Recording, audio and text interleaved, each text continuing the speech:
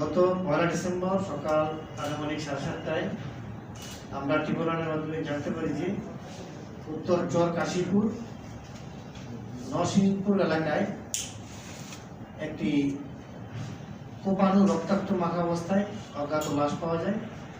তারই কিছুক্ষণ পরে ভিকটিমের স্ত্রী সোনিয়া থানায় এসে অভিযোগ করে যে গতকাল থেকে তার স্বামীকে পাওয়া যাচ্ছে না।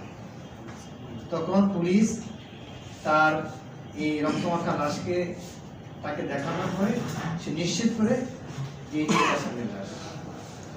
এরই পরিপ্রেক্ষিতে আমাদের ফতুল্লা সার্কেলের যে অতিরিক্ত পুলিশ সুপার তারই নেতৃত্বে আমাদের ফতুল্লা থানার একটি চৌকস টিম তদন্ত শুরু করে প্রযুক্তির সহযোগিতা নিয়ে আমরা এই ঘটনার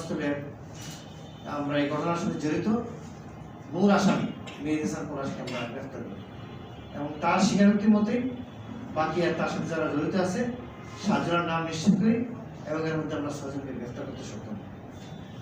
আর ঘটনার ব্যাকগ্রাউন্ড ইতিহাস হলো সে সোনিয়া যে মেয়ে গান গেত তার সে স্বামী ভিকটিম আগের দিন রাতে এখানে সোহেল দেওয়ানের একটা ক্লাব আছে, সেই ক্লাবে 8টার দিকে সোনিয়া এবং তার স্বামী সেখানে যায়। সোনিয়া গান গাওয়ার সময় এক সময় তার স্বামীকে যারা পরিকল্পনা করেছে তারা ডেকে নিয়ে যায়, ডেকে নিয়ে তাকে পরিকল্পিতভাবে হত্যা করে। সোনিয়া গান গাওয়ার পরে তার স্বামীকে দেখতে পায় না, সারা রাত খোঁজাখুঁজি করে সকালে থানায় আসা যাওয়ার সংবাদ দেয়, তখন আমরা জানতে পারি এই 3টার সময়। Thank you. ঠিক আছে।